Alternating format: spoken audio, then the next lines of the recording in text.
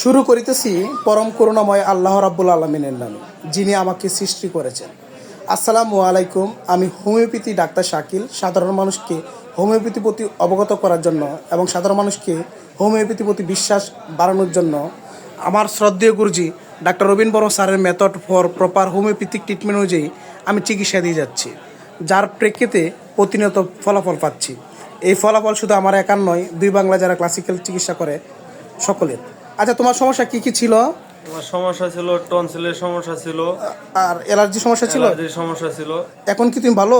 জি, ইনশাল্লাহ সুস্থ আমি। সুস্থ? আর অ্যালার্জির সমস্যা আর টনসিলের সমস্যা নাই তো? না না। আচ্ছা, যাই হোক, রুগীর মুক্তি শুনলেন। রুগীর সমস্যা ছিল, অ্যালার্জির সমস্যা ছিল আর টনসিলের সমস্যা ছিল। দুই সমস্যাটাই সবচেয়ে বেশি জটিল ছিল, তাই তো? জি। আচ্ছা, এখন আমার প্রশ্ন হচ্ছে, আমি কি ওষুধ দিয়ে রুগীকে সুস্থ করতে পেরেছি বা কি মেডিসিনের মাধ্যমে রুগীকে ভালো দিকে নিয়েছি? তাহলে আমি কেস টেকিং করে কী পেয়েছিলাম, সেই সময় যে লক্ষণগুলো ছিল সেই লক্ষণগুলো বলছি। সেই সময় রুগী ছিল শীতকাতর, তার অতিরিক্ত শরীরে শীত ছিল, তাই তো? জি। পানি পিপাসা কম ছিল, তার পায়খানা নরম ছিল। পায়খানা তো বেশিরভাগ নরম ছিল না? জি জি, নরম আছে। নরম ছিল। এখন তো স্বাভাবিক হয়েছে না? এখন ঠিক আছে।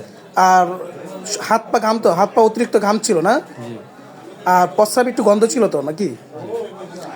আর ঘামে তো গন্ধ ছিল। হ্যাঁ হ্যাঁ, বন্ধ। আর অল্পতেই রুগীর রাগ উঠতো। এই লক্ষণগুলো আমি পেয়েছিলাম এবং তারই প্রেক্ষিতে আমি acid night 50 millesimal scale of potency selection করেছিলাম। আসলে আমি মূলত রুগী আমার কাছে যে সমস্যা দুটো নিয়ে আসছিল, যে টনসিলের সমস্যা ছিল এবং অ্যালার্জির পরিমাণ বেশি ছিল। আর একটা মেডিসিন আমি সিলেকশন করে দিয়ে তাতে চমৎকার রেজাল্ট পেয়েছি।